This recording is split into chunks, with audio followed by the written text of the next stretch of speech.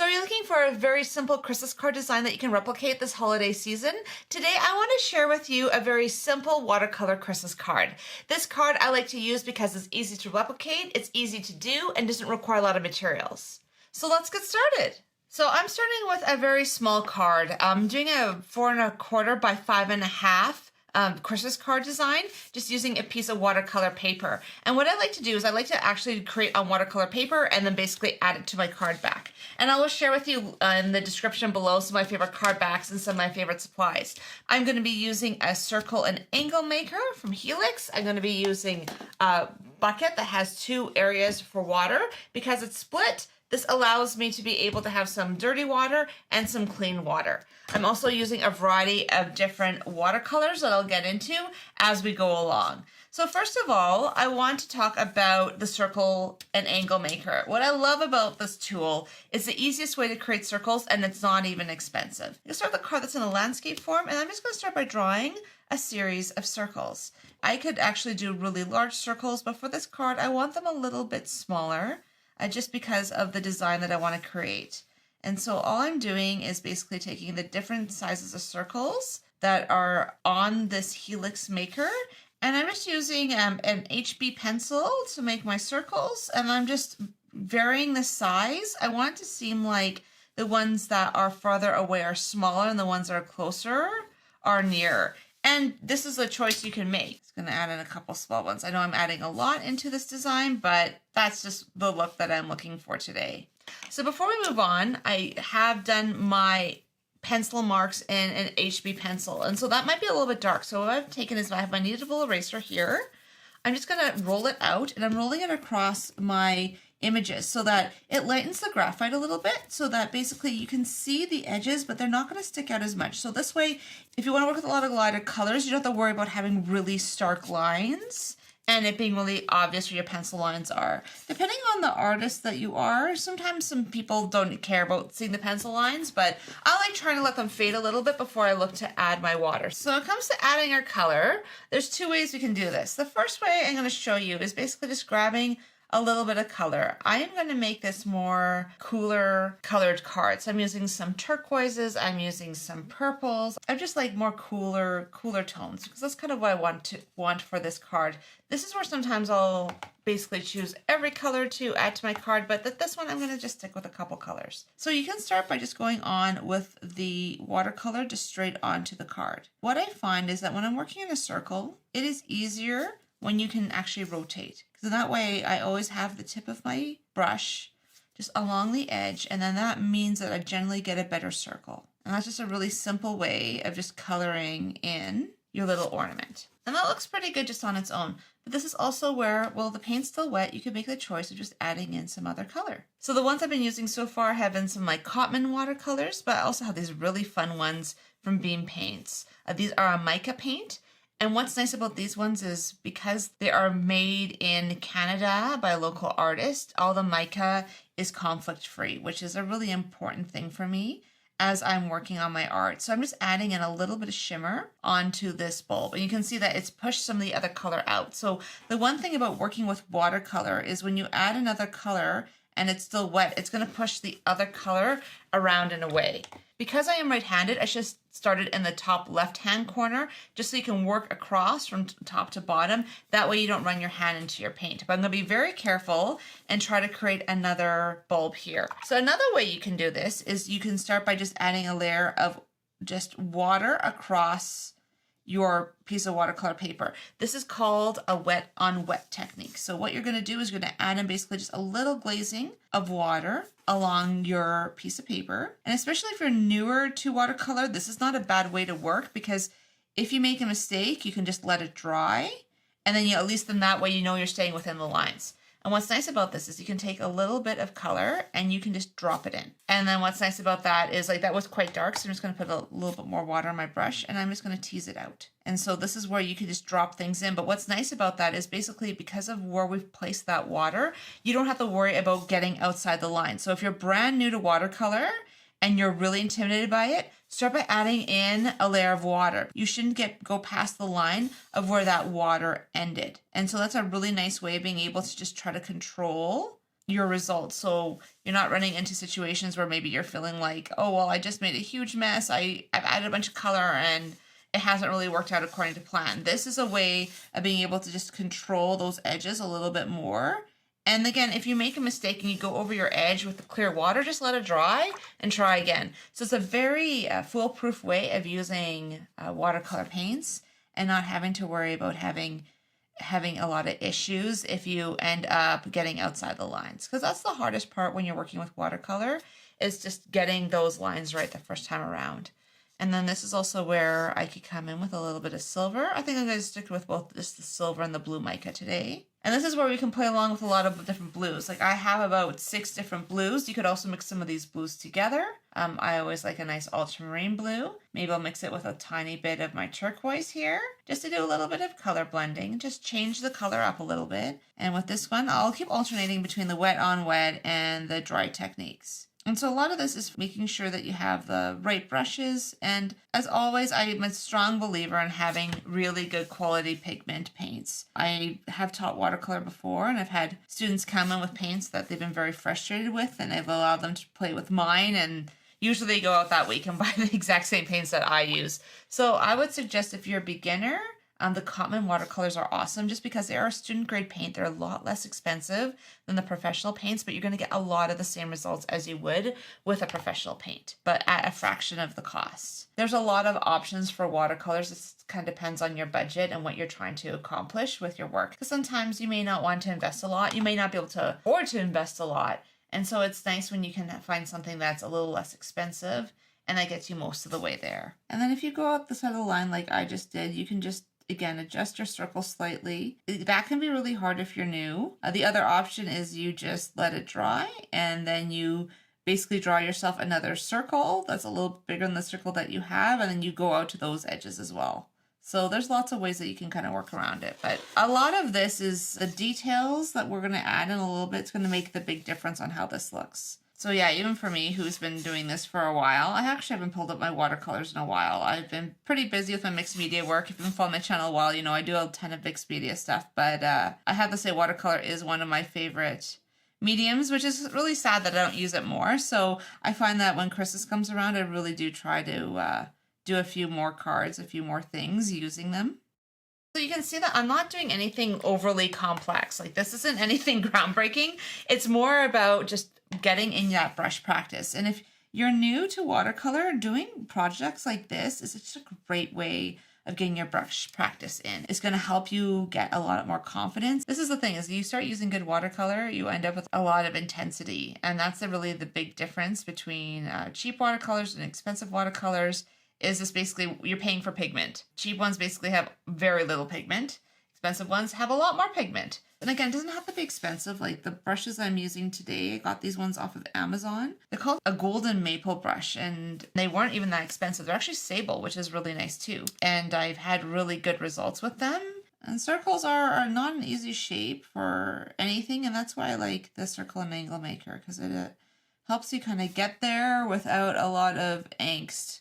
And this thing can do up to 4-inch circles. And if you'd like to see my full demo on that, I actually do have a full demo of the Helix Circle and Angle Maker. So all of these marks in here, you can actually use them to make larger and larger circles. So I'm just using the small ones just because that's what I'm using today. So you want to set this aside and let this fully dry. So if you want to make a larger ornament onto your page, you can just use the circle and angle maker. And again, if you haven't seen this tool before, it's a fantastic tool for any sort of mandala work. It's great for all sorts of creative projects. And it's one that I use really all the time. I'm going to just be doing some larger circles here. And I like working in like 1s and 3s. And so with this one, it's a lot larger imagery, which is going to make it easier. It's also going to let us add a little bit more detail. So like the last one, I'm just going to run over it with my kneaded eraser. And that way I'm just lightening all those lines so they're not super obvious. I would usually generally use a lighter pencil, but I really wanted you to be able to at least see even kind of some of the lines that I've been doing. So I'm trying to make sure that they're a little bit lighter.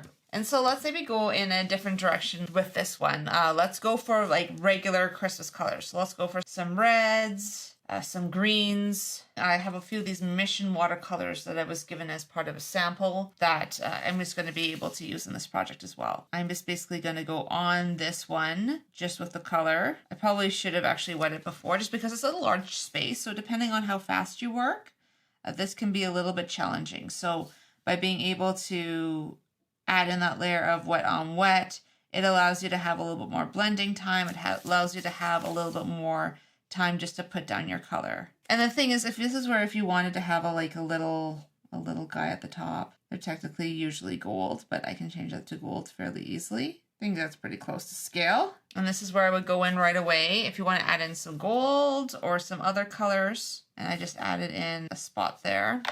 So whenever you have spots like that you accidentally get on your background, clean your brush really well. Just add some water and dab it up. As you can see, the moment you start adding in color on color, it starts changing a little bit. The nice thing with the Mission watercolors is they're quite vibrant. The Cotmans are a little less vibrant, so sometimes you have to work a little bit more to get the same level of color. But I wanted this to maybe be a little bit deeper along the bottom, a little bit lighter along the top. So I'm just going to play with a little bit of color. It's going to be subtle. So now I'm going to go back in with a little bit of this gold. I'm going to try to add in some gold along the top there. We're going to let it kind of seep in along that spot there. I'm just going to try to bring that down a little bit too. But I'm pretty happy with that. That just adds like just a little bit of shine in places.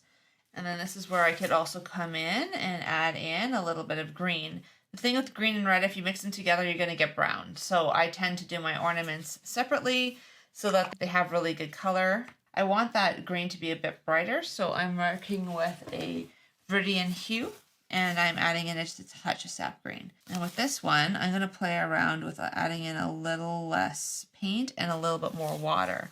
Because if you add in a little bit more water, now we can have a little bit more variation in color. The bottom can be just a little bit lighter, the top can be a little bit darker, or vice versa. And this is also where I can come in with a darker green and add in more color. So these ones are a little bit more vibrant than I wanted to. I wanted to have a little bit more shading to them. But this is the way this card is going, so I'm not going to fight it. I'm just going to run with it.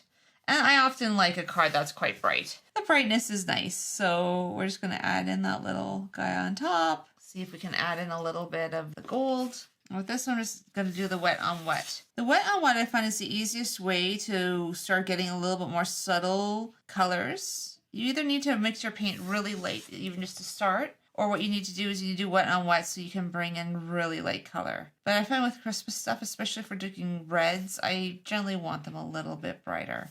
But this might be a good opportunity to start with like a layer of gold in here. I think with the other two being so bright, we don't also go like super light, where I think you almost need to decide at the beginning, do you want a light color card? Do you want a dark color card? Where are you going with this? Just so that everything kind of fits together and has harmony instead of, wow, that one looks like it hasn't really been done. But this is also where I can play around with adding in I added some color straight from the palette. I didn't even water it down. My hope is that you're going to see the shine through the red. This is the thing, is you can have a lot of fun playing around with colors and style and design.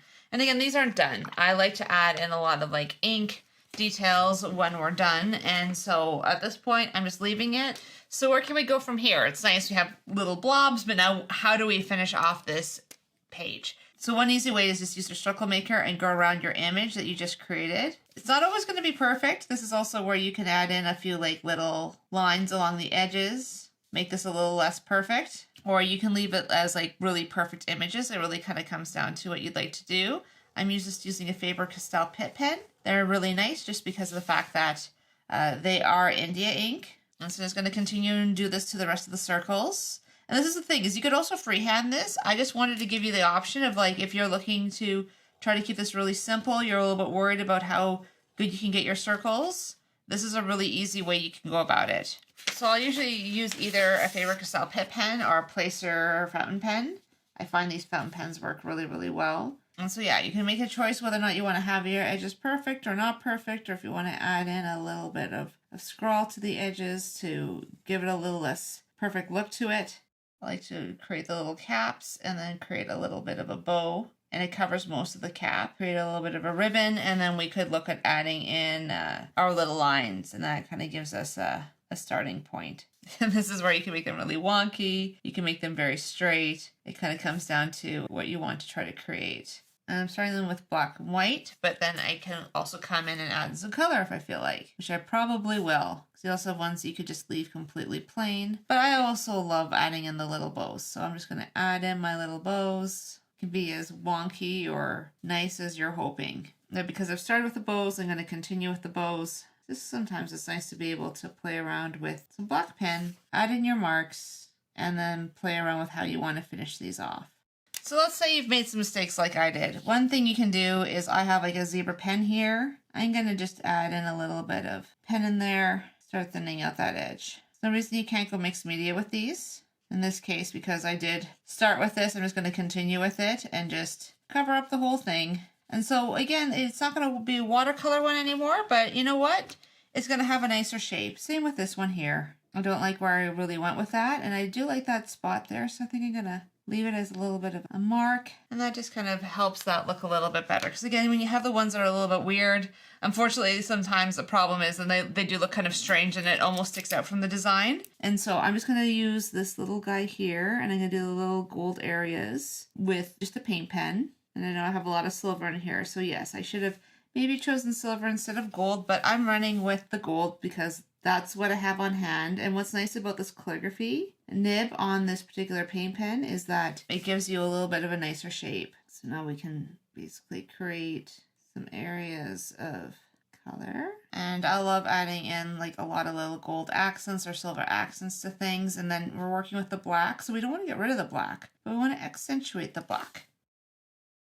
And so I'm pretty happy with how that looks like. One thing you can do, and one thing that I like to do, is it feels like it's kind of floating, right? So one thing I like to do is just try to create just a squiggly line, and I'm just basically creating a border here. And then once we start creating the border here, because one border's nice, but then you want, I've always heard it called like the drunk cousin, right? Where it's like you have one that's great, and then you have one that's really just wandering. And that's a way of creating a more organic look to it, right? Is like, instead of it looking perfect or looking like, oh, well, you messed up on a line, it looks like you've completely meant for that to happen. And this is where you can even throw in a third line if you really wanted to, maybe something a little bit more swoopy. And that's just a way you can just really quickly finish off your cards. And from here, you can also make the choice of adding in a sentiment.